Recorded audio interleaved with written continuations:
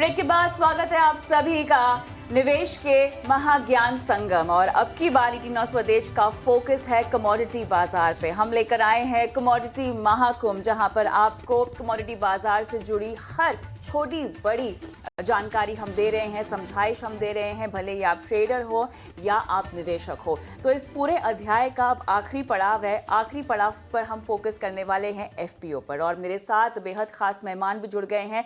उनका स्वागत करते हैं। Yogesh Dwivedi, CEO Madhya Bharat FPO, Prahlad Borkar, president Surya FPC, Kapil Dev, chief business officer NCDEX, और अनिल धनवट, प्रेसिडेंट स्वतंत्र भारत, हमारे साथ जुड़ गए हैं। आप सभी का स्वागत है हमारी इस खास पेशकश में। और क्योंकि ये हमारा आखिरी घंटा है कमोडिटी महाकुंभ का, और इस आखिरी घंटे में जितना भी हो सके कमोडिटी बाजार को लेके जो सार है वो हम आपको एक बार फिर से बताएंगे, और साथ ही दर्शकों के सवालों के जवाब भी देंगे। तो चलिए चर्चा की शुरुआत करते हैं। और एफपीओ आखिर होता क्या है, कपिल समझना चाहेंगे आप ही से ही, आसान भाषा में समझाएं एफपीओ का मकसद और एनसीडीएक्स का एफपीओ का साथ। ओके, देखिए, जब भी हम इंडिया में एग्रीकल्चर की बात करते हैं तो सबसे पहले आता है कि बहुत छोटा है साइज़, फ्रेगमेंटेड लैंड होल्डिंग है, फार्म साइज़ छोटा है, फार्मर्स छोटा है, और उसकी वजह से स्केलेबिलिटी नहीं आ पा रही है। उसकी वजह से फार्मर्स वो सब नहीं कर पा रहा जो एक बड़ी कंपनी या बड़ा फार्मर कर सकता है। इसको ध्यान में रखते हुए गवर्नमेंट ऑफ इंडिया ने एक स्कीम शुरू किया कि क्यों नहीं हम ग्रुप ऑफ फार्मर्स को मिला के उनकी छोटी छोटी कंपनियां बनाई जाएं, ताकि वो एज ए कॉरपोरेट मार्केट में जाके काम कर सकें, चाहे वो फार्मिंग हो कलेक्टिवली, चाहे वो इनपुट प्रोक्योरमेंट हो कलेक्टिवली, और चाहे वो मार्केटिंग ऑफ एग्रीकल्चर प्रोड्यूस हो। तो इस पर्पस को ध्यान में रखते हुए गवर्नमेंट ऑफ इंडिया ने एफपीओ का स्कीम कुछ साल पहले शुरू किया, और जो ग्रुप ऑफ फार्मर्स है उनको मिलकर उन्होंने उसका एक तरीके से कॉर्पोरेटाइजेशन, यानी कि एक कॉर्पोरेट कंपनी की तरह किस तरीके से फार्मर्स काम कर सकते हैं वो किया। एक छोटी कंपनी होती है फार्मर प्रोड्यूसर कंपनी या फार्मर प्रोड्यूसर ऑर्गेनाइजेशन, जिसका स्ट्रक्चर एक कंपनी की तरह होता है, बोर्ड होता है, सीईओ होता है, और बहुत सारी एजेंसीज गवर्नमेंट ने अभी डेडिकेटेड किया हुआ है। अलग एफपीओस होते होंगे कैसे? हर जहाँ पे ये लोकलाइज्ड होता है, जैसे मैं यहाँ पे फार्मर हूँ और मेरे साथ 100 फार्मर और हैं, तो हम मिलके एक कंपनी फॉर्म करते हैं जिसको हम एफपीओ बोलते हैं। अच्छा। फिर वो उस क्षेत्र में जो भी एक्टिविटीज़ होती हैं अपने लिए या कई बार बाहर के किसानों के लिए भी कर सकते हैं। और कुल मिला के पर्पज़ यही है कि कैसे एक जोड़ के किसानों को उनकी स्केलेबिलिटी बढ़ाई जाए, उनकी नेगोशिएबिलिटी बढ़ाई जाए, और उनका काम करने के तरीके को अपग्रेड किया जाए। क्योंकि साइज़ बढ़ेगा तो कहीं ना कहीं आप better technology, better practices, better negotiation, better bargain market में जाके कर सकेंगे। तो ये तो पर्पज़ है एफपीओ का। और धीरे धीरे अभी 25,000 के लगभग एफपीओज इंडिया में बन गई हैं। तो ये बहुत बड़ा अचीवमेंट है एज ए कंट्री, जहाँ पर हम छोटे फार्म साइज की छोटे फार्मर की बात करते हैं। और आप एनसीडीएक्स से कितने जुड़े हुए होंगे? देखिए, एनसीडीएक्स ने कुछ साल पहले हमने ये एफर्ट शुरू किया, क्योंकि इंडिविजुअल फार्मर्स को ट्रेडिंग के लिए लाना, बिकॉज ऑफ जो भी मैंने इश्यू बोला, बहुत मुश्किल था। जैसे ही एफपीओ बना, हमने तुरंत डिसाइड किया कि हम इस सेगमेंट में अपने आप को एक्सपोज करेंगे और फार्मर्स को इस तरीके से लेके आएंगे। आज के तारीख में लगभग 500 से ऊपर एफपीओज, यानी कि लगभग 600 मान के चलिए आप, हमारे साथ डायरेक्टली जुड़े हैं, जो हमारे क्लाइंट हैं। जो ट्रेड करते हैं, जो एनसीडीएक्स के प्राइस को फॉलो करते हैं, डिपॉजिट देते हैं, डिलीवरी लेते हैं, ऑप्शंस की ट्रेडिंग करते हैं, और भी जितनी रिलेटेड एक्टिविटीज़ है कहीं ना कहीं पे पार्टिसिपेट करते हैं। बट अगर आप इनडायरेक्टली देखेंगे तो शायद कई हज़ार एफपीओज हैं जो हमारे साथ इनडायरेक्टली जुड़ी हुई हैं, जो एनसीडीएक्स की इन्फॉर्मेशन को यूज़ करती हैं, जो कंसोर्शियम ऑफ एफपीओज हैं जहाँ पे उनके एफपीओज मेंबर होते हैं, बहुत सारे हमारे साथ जुड़े हुए हैं, जो हमारी इन्फॉर्मेशन, फीचर्स के प्राइस, फीचर्स की ट्रेडिंग के बारे में उन लोगों तक पहुंचा रहे हैं। ओके, थोड़ा सा मुझे, क्योंकि आपने 2-3 बार जवाब में कहा कि जो दिक्कतें उनको आती थी उनको सुलझाया गया है, स्ट्रीमलाइन करने की कोशिश की गई है। तो विश्वमोहन, अनिल घनवट साहब मेरे साथ जुड़े हुए हैं, उनसे जानना चाहते हैं कि एफपीओ के आने से पहले क्या क्या दिक्कतें यहाँ पर किसानों को आती थी, क्योंकि ये किसानों का एक संगठन है जो बनाया जाता है। किस किस मोड़ पर उनको तकलीफ आती थी, दिक्कतें आती थी? कुछ बैकग्राउंडर अगर आप एफपीओ की शुरुआत होने का अगर हमें दे सके, अनिल जी। पहली दिक्कत तो ये है कि लैंड होल्डिंग साइज बहुत कम हो गई है। अच्छा। तो कमोडिटी मार्केट में ट्रेडिंग करने के जो वॉल्यूम चाहिए, वो वॉल्यूम एक इंडिविजुअल किसान नहीं दे सकता। तो वो उसके लिए ये, और दूसरी बात ये है कि इसमें ट्रेडिंग करने के लिए इंडिविजुअल फार्मर को जो गाइडेंस चाहिए वो नहीं मिल सकता था। एफपीओ के जरिए ये पॉसिबल हो सका है कि वो जितना प्रोडक्ट वॉल्यूम ट्रेडिंग के लिए चाहिए उसके लिए जो इन्वेस्टमेंट चाहिए वो एफपीओ द्वारा हो सकते हैं, और ट्रेड करने के लिए जो नॉलेज चाहिए वो एफपीओ, एनसीडीएक्स या कोई और संस्था के मार्फत से किसानों को दे के इसमें तैयार कर। तो तो ये कुछ चैलेंजेज है जो एफपीओज फेस कर रहे हैं। हमारे साथ योगेश द्विवेदी साहब भी हैं। बड़े एफपीओज यहाँ पे मध्य भारत एफपीओज से आते हैं। बड़े किसान का एक बड़ा तबका, बड़े लेवल पे किसान, बड़े स्केल पे उनके साथ जुड़े हुए हैं। योगेश जी, आपको क्या लग रहा है, क्या क्या चैलेंजेज है खेती किसानी में? एफपीओज के लिए क्या चैलेंजेज है और उन्हें कैसे एफपीओज को वायदा बाजार के प्लेटफॉर्म से जोड़ा जा सकता है, ताकि जो वायदा का जो फायदा है, जो एग्री में खेती किसानी में जो रिस्क है, वो कैसे कम किया जा सकता है? आप बताएं योगेश जी। जी नमस्कार साथियों। इनफैक्ट देखिए, एफपीओ का निर्माण जो हुआ है वो उसका मेन जो उद्देश्य है वो किसानों को, छोटे किसानों को बाजार से जोड़ना है। और अभी सबसे बड़ी चुनौती यही है कि किसानों को हम अच्छा बाजार कैसे दिला सके। और ज्यादातर जो एफपीओ है वहाँ स्ट्रगल कर रहे हैं, क्योंकि एग्रीगेशन कर रहे हैं और एग्रीगेशन करके वो कोशिश कर रहे हैं बड़े बाजार से जुड़ने का। लेकिन जो एक व्यवस्था पुरानी है जहाँ पे कि एक जो वेंडर्स हैं, जो ऑलरेडी एक सप्लायर्स है, वो एक सिस्टम सेटअप है, और उस नए सिस्टम में, उस सिस्टम में नए ऑर्गेनाइजेशंस को, एफपीओस को आकर के और वहाँ compete करना प्लस डिलीवरी देना, तो वहाँ पे चुनौतियां हैं। पर्टिकुलरली फाइनेंस के इश्यूज है, जो सप्लाई चेन एक स्टेब्लिश्ड है काफी समय से, उसको ब्रेक करना, उस तरह के चैलेंजेस है। तो मेरे को लगता है ऐसे समय में हमें जो मार्केटिंग के ज्यादा एवेन्यूज की जरूरत है, ज्यादा से ज्यादा बास्केट ऑफ चॉइस जिसको हम बोलते हैं अंग्रेजी में, कि हमें ज्यादा से ज्यादा अवसर चाहिए बाजार के। और उसमें जो है ये प्लेटफॉर्म हो, जो डिजिटल प्लेटफॉर्म है या ई मार्केटिंग के जो प्लेटफॉर्म है, जिसमें एनसीडीएक्स जैसे प्लेटफॉर्म, ये काफी महत्वपूर्ण भूमिका निभा सकते हैं। और हम लोग आपको बताना चाहेंगे कि पिछले साल से तो चूंकि बंद है अभी वायदा बाजार दलहन और तिलहन में, पर इसके पहले हम लोगों ने इसमें काफी सारी एफपीओ मध्य प्रदेश में हम लोगों ने 15 से 20 करोड़ रुपए का व्यवसाय हमने मध्य भारत ने खुद किया था। और इससे हमें एक ऑप्शन था कि हम अपने प्राइस को फिक्स कर लेते थे। हमारे पास जब मार्केट का जो क्रैश होता है, उस तरह की सिचुएशन से हम अपने किसानों को बचा सकते थे। तो ये तरह के जो है अल्टीमेटली एफपीओ का उद्देश्य तभी पूरा हो पाएगा जबकि इस तरह के ज्यादा से ज्यादा मार्केट एवेन्यूज जो है वो खुलेंगे और वो एफपीओस को उसमें काम करने का मौका मिलेगा। योगेश जी, एक और सवाल मेरा आपसे होगा। आपने कहा कि तेल तिलहन कई सारे वायदा बंद हो गए, जो मस्टर्ड, सोयाबीन, सोया तेल की आप बात कर रहे थे, उससे अब वो नहीं होने से आप वो रिस्क को कैसे कम करने के लिए और कौन कौन से आपके पास उपाय हैं या बिल्कुल नहीं है, आपने ओपन पोजीशन को छोड़ रखा है? अभी तो देखिए बिल्कुल ओपन है सब कुछ। और इस बार अभी देखिए सोयाबीन में भी हम देख रहे हैं कि चूंकि प्राइस तो अभी मतलब थोड़ा स्टेबल है, बट अभी हमें सरसों जैसे होने आने वाली है अगला, जब अभी तो सोइंग चल रहा है बट मार्च अप्रैल में, बट पूरी तरह से मार्केट में कहते हैं वल्नरेबल जो सिचुएशन बोलते हैं कि आप एक्सपोज्ड हो मार्केट के रिस्क में। हमें ये समझना होगा कि जो एफपीओज है, जो उनके जुड़े हुए किसान है, एफपीओज का जो कैपिटल बेस है, उनके पास जो पूंजी है वो ज्यादा नहीं है, क्योंकि बड़े छोटे पूंजी से वो किसानों से 1,000 रुपए लेकर के वो पैसा 2,000 रुपए लेके इकट्ठा करते हैं, फिर सरकार उनको कुछ ग्रांट देती है, तो ओवरऑल 10-15 लाख रुपए से ज्यादा वो पूंजी होती नहीं है। और उस पूंजी में कोई एफपीओ जोखिम लेने की, बाजार का जो जोखिम है उसको सहन करने की उनके पास क्षमताएं नहीं होती है। तो अभी तो स्थिति थोड़ी खराब हुई है, क्योंकि कोई दूसरे ऑप्शंस हमारे पास नहीं है। यद्यपि अभी सरकार के स्तर पे चर्चाएं हो रही है और नाबार्ड जैसे संस्थान जो है, एनसीडीएक्स भी बात करें, हम लोग कोशिश कर रहे हैं कि इस तरह के एवेन्यू दोबारा खुले।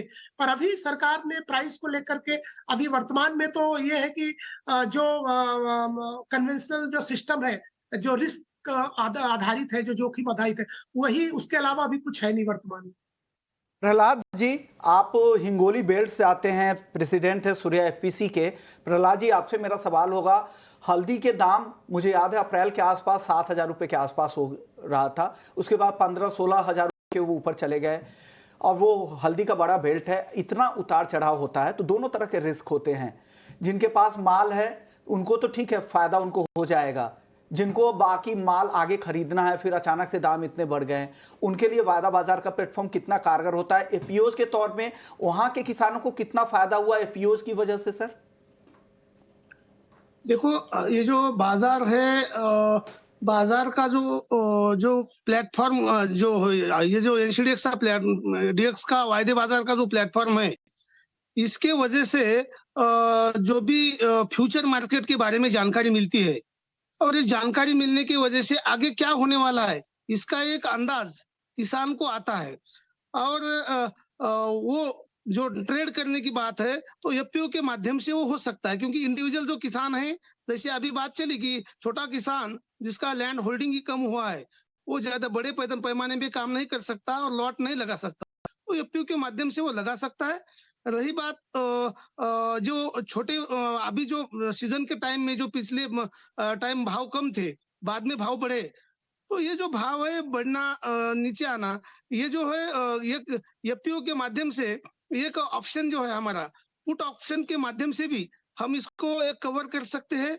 और दूसरी बात ये है कि जो भाव बढ़ने के फ्यूचर का जो वायदा है हम बाय कर सकते हैं, और बाय करके भी हम कवर कर सकते हैं। लेकिन अभी जैसे कहा गया कि मार्जिन मनी डालने के लिए जो भी करना, वायदा लेना है, तो इसके लिए जो कैपिटल की कमी है एफपीओ के पास, तो एफपीओ का जो लिमिटेड कैपिटल है उसमें काम करने के लिए उनको बहुत सारी दिक्कतें जाती है, लेकिन उसमें भी कुछ रास्ता निकाल के एफपीओ रन कर रही है। अगर गवर्नमेंट के माध्यम से जितना गवर्नमेंट एफपीओ को बढ़ावा दे रही है, वैसे ही अगर कुछ काम करने वाली को अगर अच्छा खासा सपोर्ट मिले और एक मॉडल खड़े कर दे, तो मेरे ख्याल से जो नई एफपीसी आने वाली है उनके लिए एक रोड मैप बन जाएगा, उनके लिए दिशा हो जाएगी। और कुछ मॉडल ये करने के लिए एफपीओ को खड़ा करने के लिए कि शासन गवर्नमेंट के माध्यम से ये कुछ कदम उठाए जाए, यही मैं चाहता हूँ। क्योंकि मेन जो प्रॉब्लम है कैपिटल, जो भांडवल की कमी, ये एफपीओ का बहुत बड़ा वीक पॉइंट है। और जो कंपनियां, जो किसान है, किसान को व्यवसाय मालूम नहीं था, लेकिन एफपीओ के माध्यम से बिजनेस मालूम हुआ। लेकिन इसके लिए ये जो प्लेटफॉर्म है बहुत फायदेमंद रहा, ये इस वायदे बाजार का। क्योंकि अगर बाहर कहीं बेचने जाए तो किसी के साथ जुड़ना इतना संभव नहीं था जितना वायदे बाजार से संभव है। क्योंकि वायदे बाजार में हमने देखा है, हम खुद ट्रेड करते हैं, तो कौन खरीद बायर है, कौन सेलर है, किसका कुछ पता नहीं होता। खाली जो क्वालिटी जी। पैरामीटर है, क्वालिटी जी। पैरामीटर के माध्यम से बिल्कुल। माल तो की होती जागरूकता है। फैलाने के लिहाज से, हैंड होल्डिंग के लिहाज से प्रहलाद जी, आपने कहा कि ये जो प्लेटफॉर्म है, जो एफपीओ कनेक्ट है, वो काफ़ी हद तक काम आया है। लेकिन कपिल, जो चैलेंजेस यहाँ पर बता रहे हैं प्रहलाद साहब भी, थोड़ा सा उसी पर मैं विस्तार से बात करती हूँ। एक तो मुझे समझना है कि आर्थिक तौर पर कितनी मदद यहाँ पर की जा सकती है किसानों की, और जो वर्किंग एफपीओज हैं उनको अगर हम छोड़ दें और बाकियों को जो पैसों की किल्लत हो रही है, उसके लिए क्या कुछ किया जा रहा है, क्या कुछ मंशा है?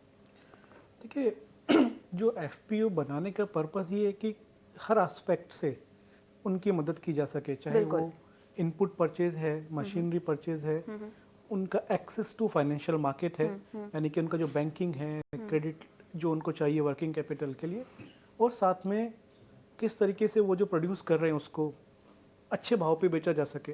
हम लास्ट पार्ट से कनेक्ट करते हैं, और हमें लगता है कि अगर फार्मर इनकम को प्रोटेक्ट किया जा सके, बाकी सारी प्रॉब्लम धीरे धीरे अपने आप रिजोल्व हो जाएंगी। क्योंकि वो जो भी कर रहा है उसकी इनकम कितनी आ रही है उससे, और जो भी वो कर रहा है वो एक एक्सपेक्टेशन के साथ फार्मर खेती करता है कि हमें ये फसल लगानी है, हमें इतना प्राइस मिलेगा, इतना रिटर्न मिलेगा, उस हिसाब से सब कुछ प्लान होता है। तो अगर हम उस चीज़ को प्रोटेक्ट कर सके, बाकी सब चीज़ें धीरे धीरे ऑटोमेटिकली इंप्रूव हो जाएगी। अगर मेरे को अच्छा रिटर्न मिलेगा तो मैं अच्छी प्रैक्टिसेस करूँगा, अच्छा रिटर्न मिलेगा तो मैं अच्छे तरीके से डिसीजन ले पाऊंगा, अच्छे तरीके से बार्गेन कर पाऊंगा। डेरिवेटिव्स मार्केट में पार्टिसिपेशन के लिए हमने बहुत सारे इनिशिएटिव लिए हैं सेबी के साथ। ठीक है। जैसे कि एफपीओ के लिए बहुत सारे अलग अलग प्रोविजंस हैं। पर फर्स्ट, जो उनका अकाउंट ओपनिंग से शुरू हो जाता है, जो उनको क्योंकि वो एफपीओज हैं, धीरे धीरे अभी इवोल्व हो रही हैं, तो बहुत सारे रिलैक्सेशन दिए गए हैं। किसी तरह का कोई चार्जेस एफपीओज की ट्रेडिंग पे नहीं लगता है। मार्जिन का जैसे कि अभी बताया, तो मार्जिन के लिए भी एफपीओज को फैसिलिटीज़ प्रोवाइड गई है कि अगर आपके पास कमोडिटीज़ हैं जो आप एक्सचेंज में डिलीवर करना चाह रहे हैं तो आप उसको डिलीवर कर दीजिए, डिपॉजिट कर दीजिए, तो फिर उसके बाद एक फैसिलिटीज़ होती है जिसको हम बोलते हैं अर्ली पे इन फैसिलिटीज़। अगर आप उसको यूज़ करेंगे तो आपको मार्जिन भी नहीं देना पड़ेगा। उसके अलावा भी आई थिंक ये कहीं पर भी नहीं होता है कि जो M2M होता है मार्केट में, FPOs का M2M भी एक्सचेंज के सिस्टम के थ्रू मैनेज होता है अप टू सर्टेन क्वांटिटी, क्योंकि उनके लिए अगेन वर्किंग कैपिटल का बहुत सारा इश्यूज होता है। और उसके अलावा डिपॉजिट करने के लिए FPOs को बहुत सारे इंसेंटिव या सब्सिडी या सपोर्ट जो भी आप बोलेंगे सेबी की तरफ से एक्सचेंज को इंस्ट्रक्शन है। तो अगर वो अपना मटेरियल अपने प्लेस से एक्सचेंज के वेयर हाउस में लाते हैं तो ट्रांसपोर्ट पे डिस्काउंट मिलता है, पैकेजिंग उनको करनी पड़ती है उसके ऊपर उनको डिस्काउंट मिलता है, सब्सिडीज़ मिलती हैं। जो क्वालिटी टेस्टिंग होता है वो फ्री ऑफ कॉस्ट होता है FPOs के लिए। तो बहुत सारी चीज़ें जैसे जैसे हमें लग रहा है कि इसको करने से फार्मर्स का जो है पार्टिसिपेशन बढ़ेगा वो हम कर रहे हैं। और हर फेज में हमें कुछ ना कुछ सीखने के लिए मिलता है कि अभी ये करेंगे तो शायद और होगा, ये करेंगे तो शायद और होगा। तो वो चल रहा है। अभी हमारा एक बहुत ही इंटरेस्टिंग पायलट प्रोजेक्ट किया था जिसमें हमने FPOs को पुट ऑप्शन खरीद के दिए थे। तो सेबी के साथ मिलकर हमने ये डिस्कस किया कि फाइनेंशियल मार्केट किस तरीके से, जो हम ये डबलिंग फार्मर इनकम की बात कर रहे हैं या प्रोटेक्टिंग फार्मर इनकम की बात कर रहे हैं, कैसे हम इतना बड़ा मार्केट है कैसे हम scientific solution, market driven solution दे सकते हैं जहाँ पे परचेज भी नहीं करना पड़े, फार्मर को किसी के ऊपर डिपेंड भी नहीं रहना पड़े। और टेक्नोलॉजी का भी काफी मदद ली है आपने। टेक्नोलॉजी यस, और मार्केट के जो डिमांड सप्लाई है उसके ऊपर भी फर्क नहीं पड़े। तो हमने एक पायलट चलाया, हमने 41 FPOs को पुट ऑप्शन खरीद के दिया जिसका प्रीमियम एक्सचेंज और सेबी ने मिलके सब्सिडाइज किया। अच्छा। और जैसे ही आप पुट ऑप्शन खरीदते हो, जब आप किसी फसल को की बुआई कर रहे हो, आपके पास एक फीचर चल रहा होता है जो कि हार्वेस्ट टाइम का फीचर्स होता है।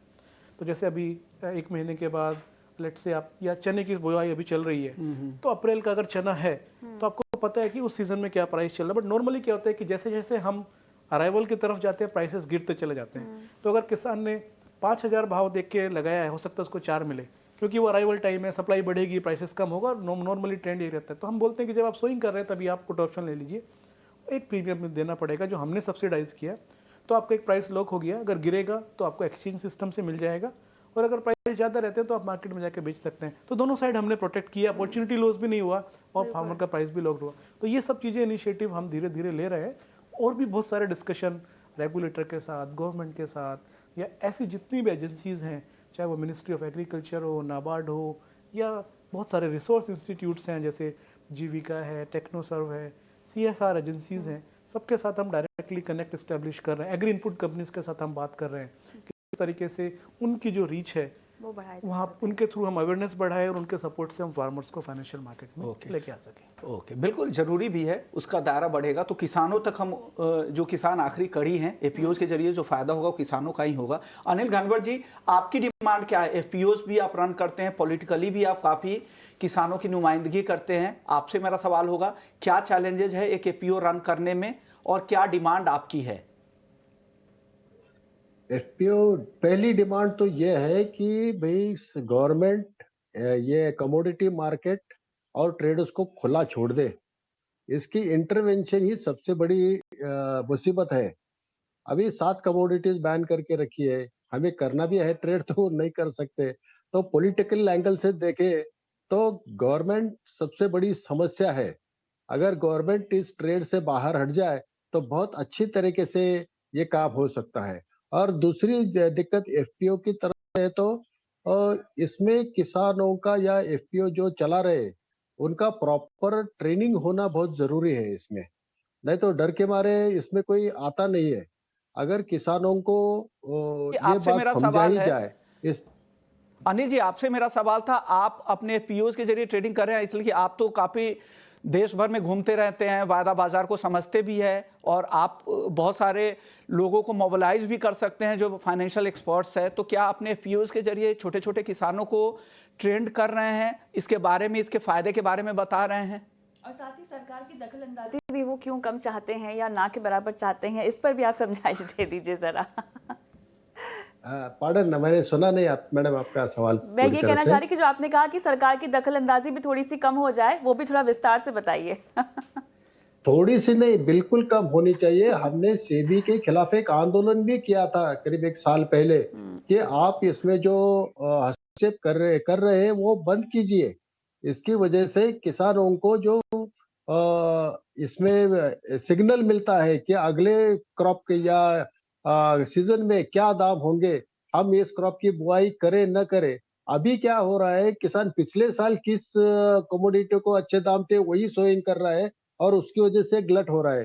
पीछे नहीं, आगे देख के हम खेती करना चाहते हैं और आगे हमें अगर सिग्नल मिलता है कि भाई इस कमोडिटी को अच्छे दाम मिलने हैं तो वो हम सोइंग करेंगे। तो गवर्नमेंट के इंटरवेंशन की वजह से वो पूरा ब्लॉक हो गया। तो हम इसमें जो चाहिए हमें कि प्रेडिक्शन होना चाहिए, वो नहीं मिल रहा है, ये दिक्कत है और गवर्नमेंट ने पूरी तरह से इससे निकलना बाहर होना चाहिए और एक रात में डिसीजन लिया जाता है।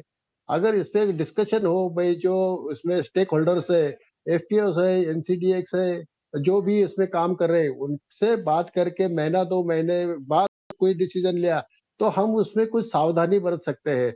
अगर आप एक रात में डिसीजन ले रहे हैं, जैसे कल प्याज बैन करने का डिसीजन हो गया, परसों इथेनॉल बैन करने का डिसीजन हो गया, तो इस तरह से काम नहीं किया जा सकता। ये हमारा प्रॉब्लम है। और रहा एजुकेशन के बारे में, ट्रेनिंग के बारे में, तो 2008 में एनसीडीएस के एक्सपर्ट्स को बुला के शरद जोशी जी ने हमारा ट्रेनिंग करवाया था। तब तो हमें कुछ भी पता नहीं था भाई ये ट्रेडिंग कुछ होता है कमोडिटी का। सिर्फ शेयर मार्केट के बारे में सुनते थे। तो एनसीडीएस के लोग आके हमें ट्रेन किए थे पहले और उसके बाद भी हम जहाँ जहाँ डिमांड है वहाँ ऐसे ट्रेनिंग्स अरेंज करते हैं। जो हमारे श्रीकांत कोलेकर साहब है उनको भी इनवाइट करते हैं और वो भी उन्होंने काफी 2-2.5 हजार एफपीओस को अभी ट्रेनिंग मिल चुका है और उसमें ट्रेड कर रहे हैं।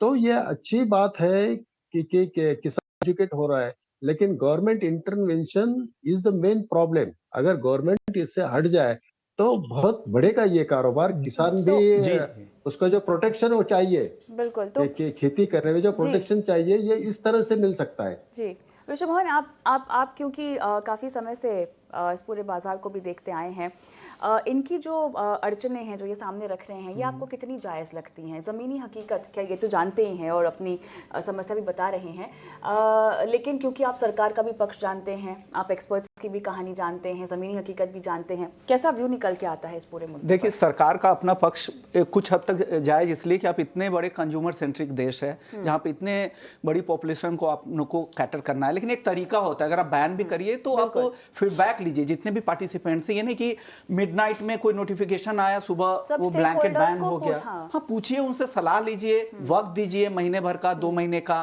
कब करना चाहिए कब नहीं करना चाहिए, फायदे नुकसान के अचानक से बंद हो जाए तो वो काफी नुकसान होता है। इसलिए, और अनिल घनवट जी बहुत हद तक काफी कुछ सही कह रहे हैं कि जरूरत है कि सरकारी जो इंटरवेंशन की वजह से ना, जब भाव आते हैं, जब अराइवल्स का टाइम आता है, जब गिर रहे होते हैं भाव, उसी समय भी कुछ इस तरह की पॉलिसी इस तरह की आ जाती है, कोई ड्यूटी व्यूटी इस तरह की लगा दी जाती है कि भाव और गिर जाते हैं और सप्रेस हो जाते हैं, तो उससे आपकी इंपोर्ट पर निर्भरता बढ़ेगी, बल्कि किसान फिर वो पैदावार ही कम करना छोड़ देंगे। और यही वजह कि लोग शिफ्ट हो रहे हैं, अर्बन एरिया की तरफ लोग शिफ्ट हो रहे हैं।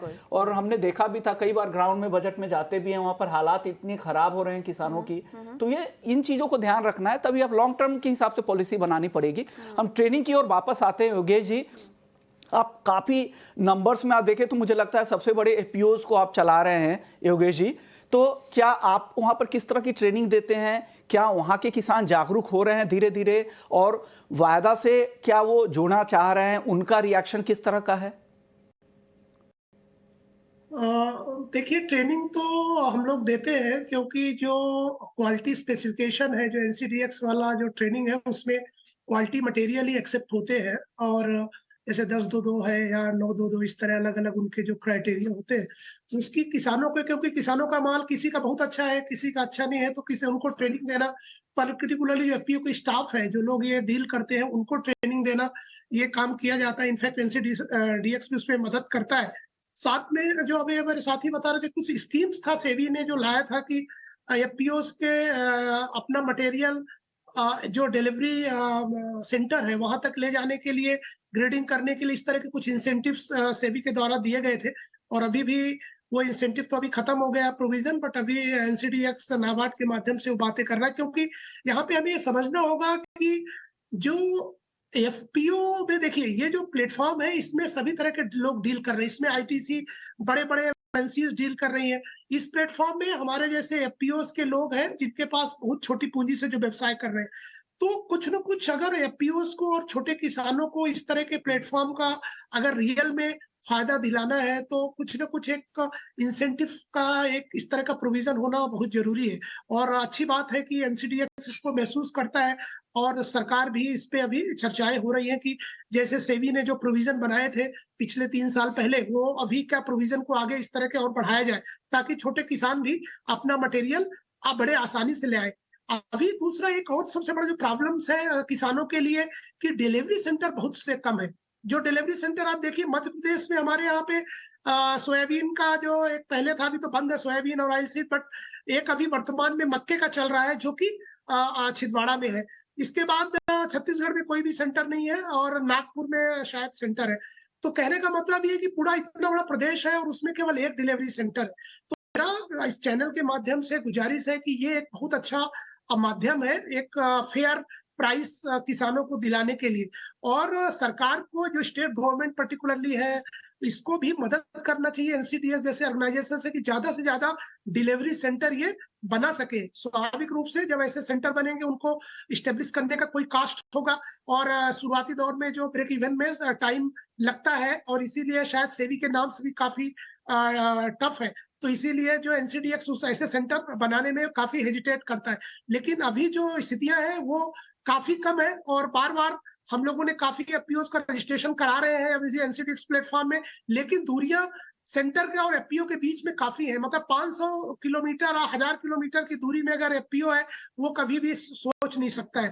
तो ज्यादा से ज्यादा डिलीवरी सेंटर बनाने की जरूरत है। और साथ में एक और बात है कि जो प्रोसीजर है बेसिकली डिलीवरी पर्टिकुलरली क्वालिटी को लेकर के जो क्वालिटी वेरिफिकेशन का जो सिस्टम है उसमें थोड़ा सा और पारदर्शिता आनी चाहिए। जो वर्तमान में है वो ठीक है, लेकिन उसमें और ऑटोमेशन होना चाहिए ताकि एफपीओस के लोगों को और भरोसा आए कि यहाँ पे जो हमारा मटेरियल आता है उनको इमीडिएट जैसे क्वालिटी जो स्लिप होती है जो मटेरियल उन्होंने डिलीवरी किया उसकी क्या गुणवत्ता है उसकी स्लिप इमीडिएट मिलना चाहिए, ना कि उसको एक हफ्ते बाद मिलती है तब तक किसान मालूम नहीं चलता, डर रहता है कि पता नहीं कितना पैसे हमारे कट जाएंगे।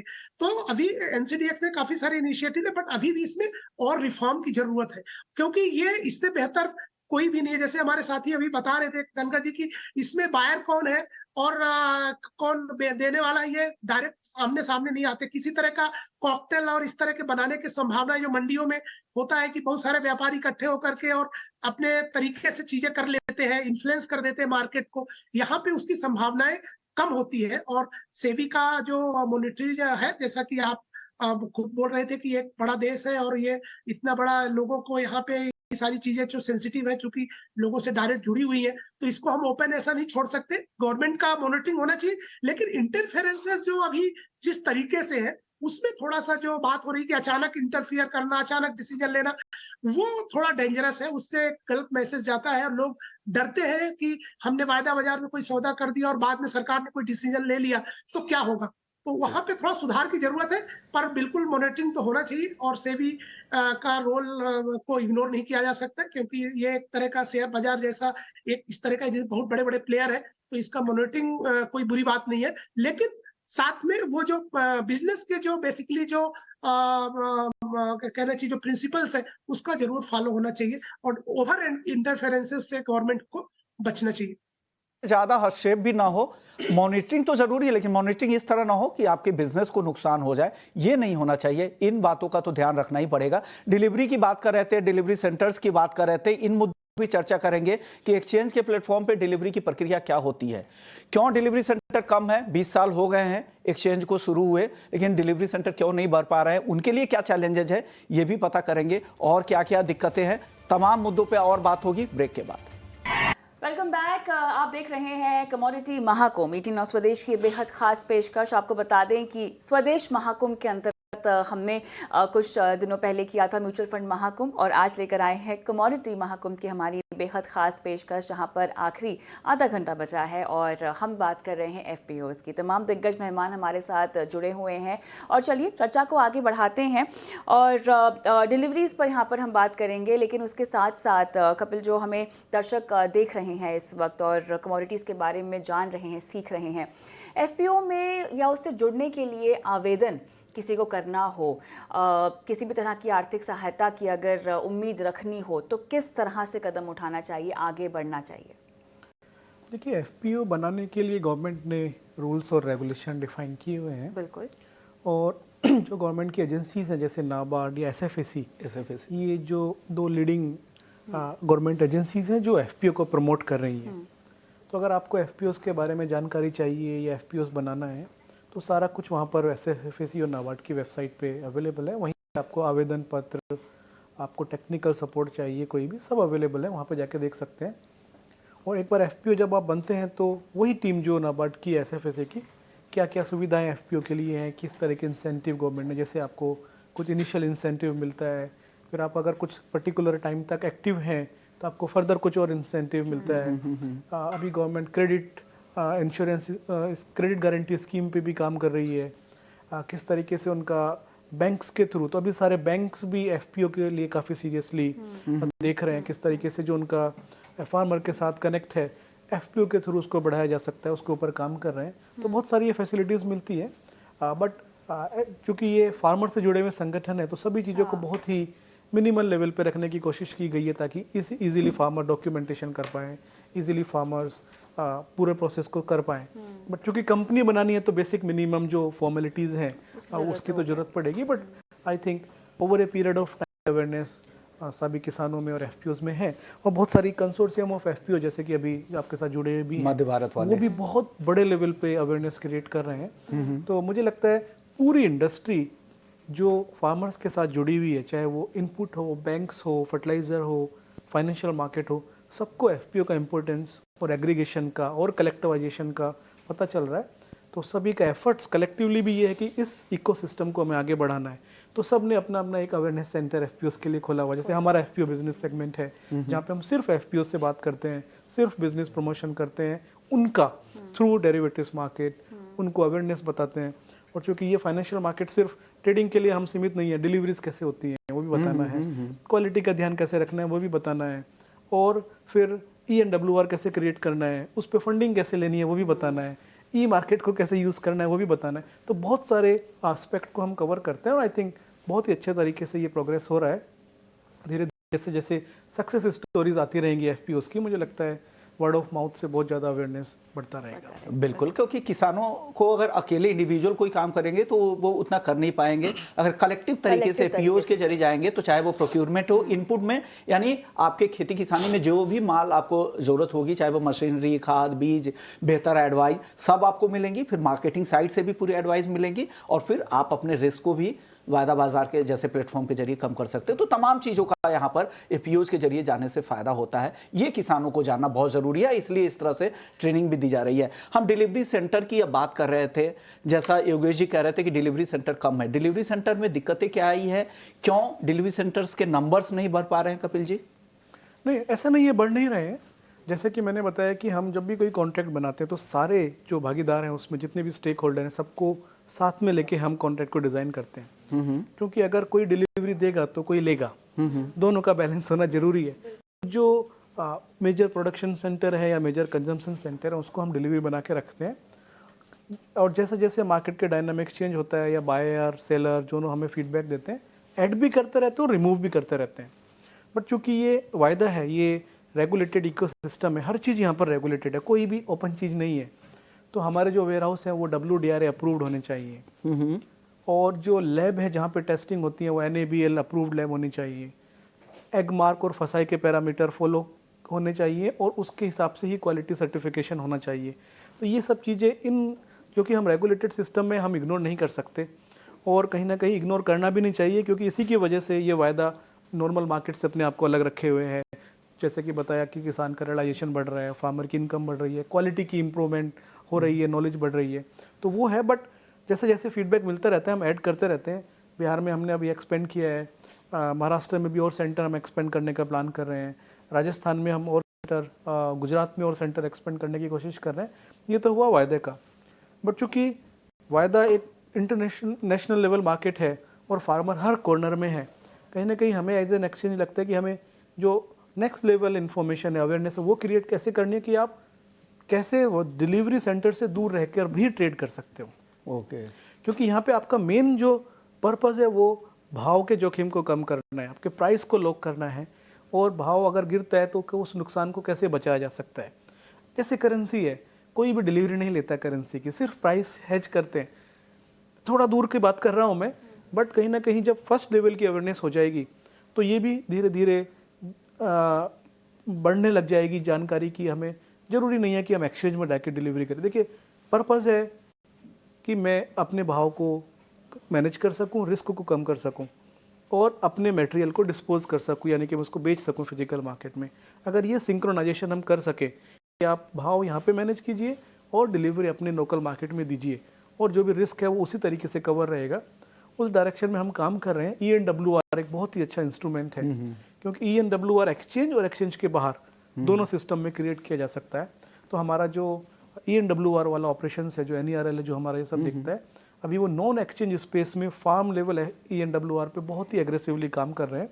और जितने भी ऐसे जगह है जहाँ पर हमारी प्रेजेंस नहीं है एक्सचेंज की, वहाँ पर warehouses, CWC, SWC, state agencies जितनी हैं, उनको एक्रेडिट करके फार्मर को बता रहे हैं कि आप अपने गुड्स को सिमिलर प्रोसेस से ENWR में कन्वर्ट कीजिए, फिर उसका हेज कीजिए और फिर उसको आप इजीली बेच सकते हो सेम प्रोसेस पे, में अगर एक्सचेंज पर नहीं तो फिजिकल मार्केट में या किसी भी इलेक्ट्रॉनिक प्लेटफॉर्म पे। तो वो डायरेक्शन पे भी हमने काम करना शुरू कर दिया है। कपिल जी, मेरे पास 2-3 सवाल है, छोटे छोटे ही जवाब चाहूंगा आपसे, बाकी मेहमानों के पास भी मैं जाऊंगा। अब डिलीवरी की प्रक्रिया क्या होती है? मैंने अगर वायदा में कोई पोजीशन बनाई और किसी को सेल करना है, मैंने लॉन्ग पोजीशन यहाँ बनानी है, किसी को अपना माल बेचना है, तो इसमें जो वेयर हाउस है आपका NCDX जो अप्रूव जो भी वेयर हाउस है, वो कैसे काम करता है, कैसे यहाँ पे डिलीवरी की पूरी प्रक्रिया होती है? सर देखिए, हर कॉन्ट्रैक्ट का पहले से डिफाइन होता है कौन कौन से सेंटर है, उस सेंटर पे कौन कौन से वेयर हाउस एक्टिव है, वो हम अपनी वेबसाइट पे डाल के रखते हैं। ओके। तो अगर आपको बेचना है, जैसे कि अगर आपको धनिया, गोंडल या कोटा बेचना है, तो आप पहले दिन ही देख सकते हैं कि कितने वेयर हाउस यहाँ पर एक्टिव हैं और उसमें कितना स्पेस है वो भी हम बताते हैं। अगर आपने बेच दिया, आपको डिलीवरी लगानी है, आप अपने आसपास का जो भी नज़दीकी है वेयर हाउस, उसको ब्लॉक कर सकते हैं ऑनलाइन सिस्टम से।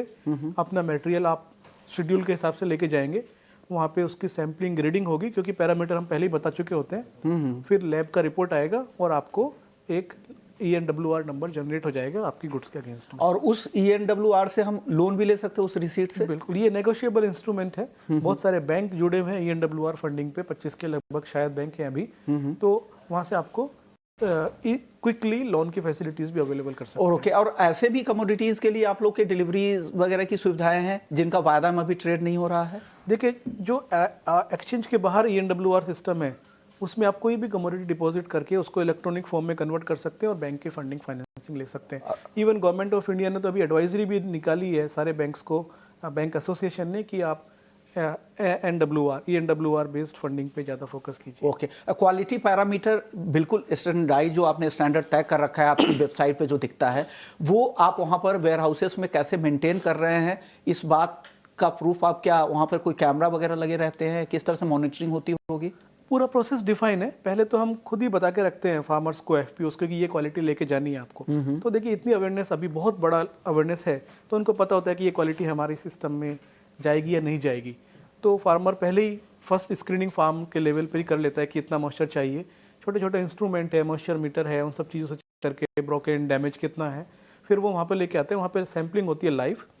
उसके बाद जो यूनिफॉर्म सैंपल बनता है वो लैब में जाता है और रिपोर्ट 2 से 3 दिन में या 4 दिन में, डिपेंड करता है वेयर हाउस कहाँ पर है, लैब कहाँ पर है, जी, वो उनको पता चल जाता है और ग्रेड मिल जाता है। ओके। कविता, ये बहुत अच्छी चीज़ है डिलीवरी की जो प्रक्रिया आप समझेंगे ना। मान लीजिए आप इंडस्ट्री चलाती है, मैं किसान हूँ, मेरे को माल बेचना है, आपको माल खरीदना है, आप जीरा की प्रोसेसिंग करना चाह रही है, मसाला का पाउडर बना के आपको बेचना है, तो मैंने यहाँ पे माल जमा करा लिया एक्सचेंज के वेयर हाउसेस में, आपको वहाँ से डिलीवरी मिल गई, क्वालिटी स्टैंडर्ड जो आप मेंटेन कर रही हैं, जो बड़ी कंपनी आप चला रही हैं, तो आपको क्वालिटी का माल भी मिल गया। तो क्वालिटी चेक कैसे होता है, इसकी ट्रैकिंग कैसे होती है, कैसे सुनिश्चित होता है कि ये जो क्वालिटी है ये इंडस्ट्री स्टैंडर्ड्स के मुताबिक ही है? देखिए, जो कॉन्ट्रैक्ट हम बनाते हैं वो इंडस्ट्री के कंसल्टेशन में बनाते हैं। हम सारे स्टेक होल्डर्स को लाते हैं, फार्मर को, प्रोसेसर, एक्सपोर्टर, कंज्यूमर, और फिर हम एक फेयर एवरेज क्वालिटी जो सबको एक्सेप्टेबल होती है वो डिसाइड करते हैं। और ब्रॉडर लेवल पे हम FSSAI और एगमार्क को फॉलो करते हैं। तो हमारे सारे पैरामीटर FSSAI के, तो हम गवर्नमेंट के रेगुलेशन को भी ध्यान में रखते हैं और इंडस्ट्री की रिक्वायरमेंट को भी ध्यान में रख के डिफाइन करते हैं। जब लैब पे जाता है तो बहुत ही स्ट्रिंजेंट चेकिंग होती है, बिल्कुल, हाँ, उसके बाद ग्रेड बनती है और वो ग्रेड हम वेबसाइट पे बना के देते हैं। आप ऑनलाइन भी चेक कर सकते हैं, वेबसाइट पे भी उसकी विजिबिलिटी होती है कि किस लोकेशन पे किस कमोडिटी की एवरेज ग्रेड क्या है, और जिसके पास ENWR है उसको पता होता है कि किस पैरामीटर पे पूरा ग्रेड है। अगर लेते टाइम किसी भी बायर को ऐसा कन्फ्यूजन लगता है कि क्वालिटी वो नहीं है जो हमें बोला गया है, उसके लिए भी प्रोविज़न है कि आप रीसैम्पलिंग के लिए या रीटेस्टिंग के लिए आप डाल सकते हैं, जो कि सारे स्टेक होल्डर के साथ मिलके होती है। वेयर हाउस वाला भी होता है, एक्सचेंज भी होता है, जिसने माल लिया वो भी होता है, उनके सामने लाइव सैम्पलिंग और लाइव टेस्टिंग होती है और फिर रिजल्ट आता है, उसके बेसिस पे और इस रिजल्ट के बारे में एक और प्रहलाद जी से समझ लेते हैं। प्रहलाद जी, आप हिंगोली से आते हैं, हल्दी के डिलीवरी की पूरी प्रक्रिया आपने देखी होगी, वो पूरी प्रक्रिया के बारे में अगर आप बताएं। ये हल्दी की प्रक्रिया जो है, हल्दी का जो पैरामीटर है, वो पैरामीटर के हिसाब से हमारे ही जो प्लेटफॉर्म होता है हमारा प्रोसेसिंग यूनिट, वहां पे हम प्रोसेस करते हैं, उस क्वालिटी का माल बनाते हैं। बनाने के बाद हमें जब डिलीवरी लगाना है, तब हमें पहले ऑनलाइन हमारा स्पेस बुक करना पड़ता है। स्पेस बुक करने के बाद जहाँ पे डिलीवरी है, उस गोडाउन पे हमारा माल लेके जाते हैं। वहां जाने के बाद वहाँ एक रैंडमली सैम्पलिंग होता है। जैसे अभी गाड़ी अनलोड हो रही है, तो उसमें से कुछ माल वहां पे निकाला जाता है, बोरी खाली होती है, उसमें से सैंपल निकाला जाता है। सब में से एक सैंपल निकाल के एक एक एक किलो के 4 सैंपल ऐसे निकाले जाते हैं। एक हमें भी सैंपल दिया जाता है, लैब टेस्टिंग हो जाता है, वहां पे भी रहता है। ये ऐसा सब प्रोसेस होता है। और उसके बाद उसका जब लैब का रिपोर्ट आता है, वो रिपोर्ट आने के बाद अगर वो माल पास होता है टेस्टिंग में, तो वो डिलीवरी को लग जाता है। अगर वो माल पास नहीं होता किसी को वजह से, तो उस माल को हम एक टाइमिंग जो दिया जाता है, उस टाइमिंग में हम वहां से उठा कर ले जा सकते हैं। ये ऐसा सिचुएशन होता है। और बेचना जो है हमारे दिल पे होता है। जब वायदे में जो भी रेट है, हमें एक बार माल अगर सेलेक्ट हुआ, तो फिर कब बेचना, क्या करना, वो तो ये जिनका माल है कस वहां पे डिलीवरी देने के बाद हम हमारे हिसाब से माल बेच सकते हैं। और जो भी स्क्रीन पे भाव आते रहते हैं, तो उस हिसाब से हमारा काम चलता है। ये बहुत अच्छा प्लेटफॉर्म है। और इस प्लेटफॉर्म की वजह से ये तो ओपन मार्केट में भी जो पैरामीटर होते हैं, उनके भी बारे में हमें सीखने को मिला, जानकारी मिली और आगे जाने का एक मौका मिला। बहुत अच्छा प्लेटफॉर्म है। लेकिन इसमें हमने जैसे हमारे एक सहयोगी अभी जो बात हुई कि गवर्नमेंट का जो है, अभी सोयाबीन के बारे में, कई कमोडिटी के बारे में जो इंटरफेयर होता है, इसकी वजह से हमारा बहुत सारा नुकसान हो रहा है।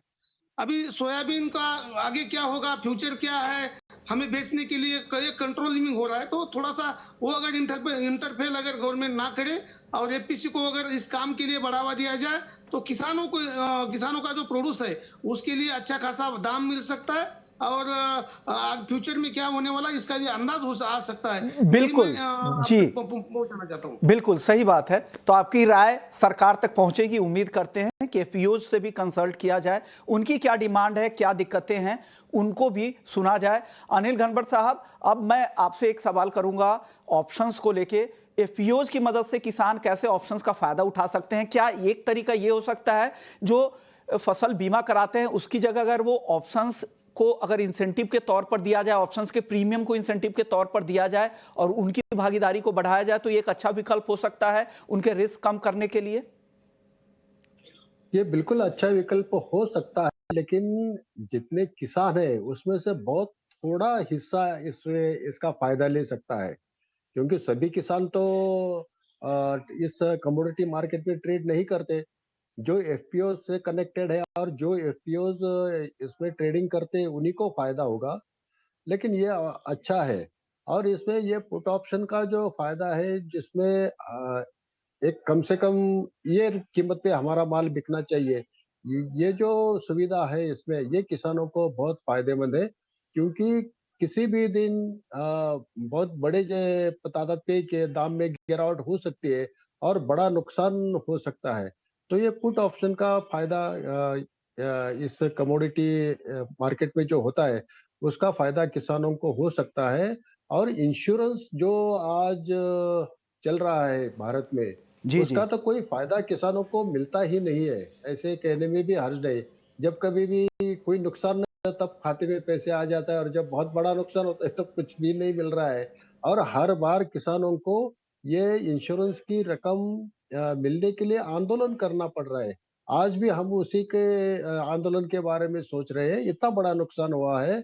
नासिक डिस्ट्रिक्ट में ओले गिरे हैं, लेकिन उसका कुछ नहीं मिल रहा है। कुछ कई जगह अकाल में बर्बादी हुई थी, कई जगह एक्सेसिव रेन की वजह से नुकसान हुआ है।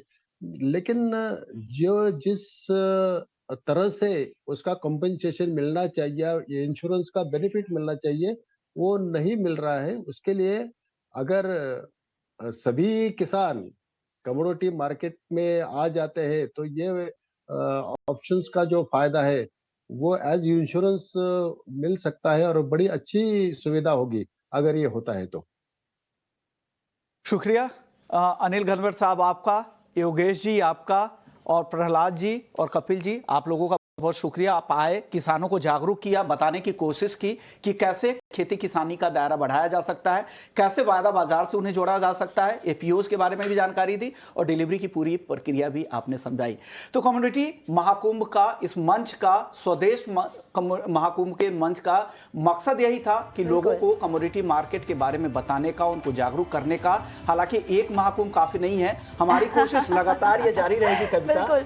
मेरे ख्याल से आज की जो हमारी कोशिश है ना, वो भी मुझे लगता है कि काफी बढ़िया फलती हुई दिखाई दे रही है। और ऐसा मैं इसीलिए कह रही हूँ क्योंकि आपने तमाम गेस्टों को धन्यवाद तो दिया है, दर्शकों को भी धन्यवाद देना चाहिए, क्योंकि सुबह 10 बजे से लगातार सोशल मीडिया पे आप देखिए हमें कितने बढ़ चढ़कर लोग देख रहे हैं, इतनी दिलचस्पी से इतने सवाल आ रहे हैं।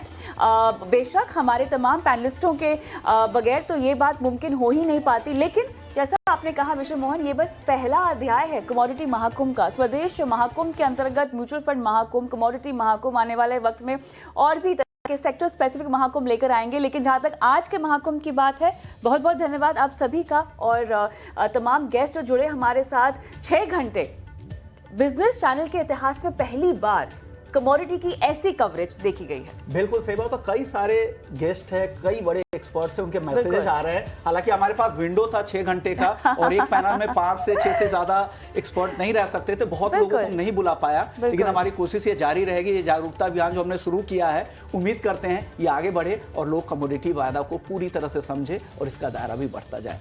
तो इसी नोट के साथ हम खत्म करते हैं। शुक्रिया आप सभी मेहमानों का, आप लोग यहाँ पर आए और अपना वक्त दिया, और हमारे तमाम दर्शकों का भी बहुत बहुत शुक्रिया। नमस्कार।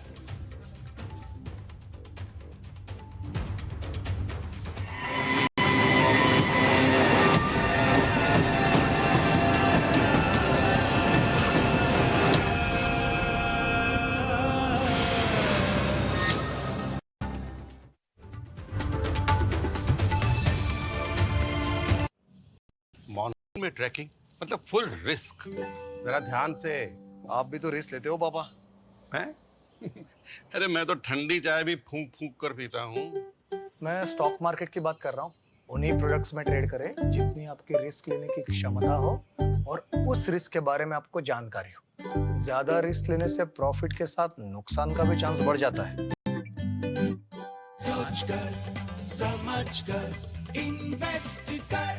हॉस्पिटल में एडमिट हुए नहीं कि बिल का मीटर चालू, और ये मीटर पहले आपके ऑफिस का हेल्थ इंश्योरेंस खत्म करेगा और फिर सारी सेविंग्स।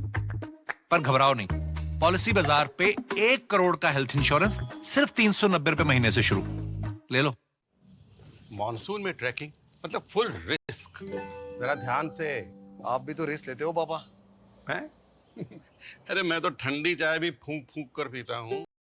मैं स्टॉक मार्केट की बात कर रहा हूँ। उन्हीं प्रोडक्ट्स में ट्रेड करें जितनी आपकी रिस्क लेने की क्षमता हो और उस रिस्क के बारे में आपको जानकारी हो। ज्यादा रिस्क लेने से प्रॉफिट के साथ नुकसान का भी चांस बढ़ जाता है। समझकर इन्वेस्ट कर।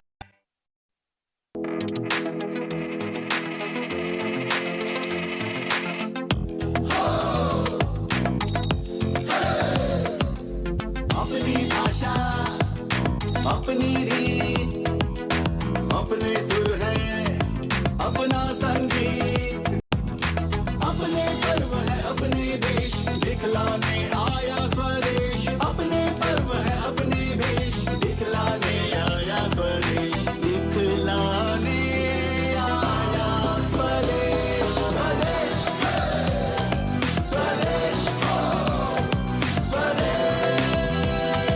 स्वदेश,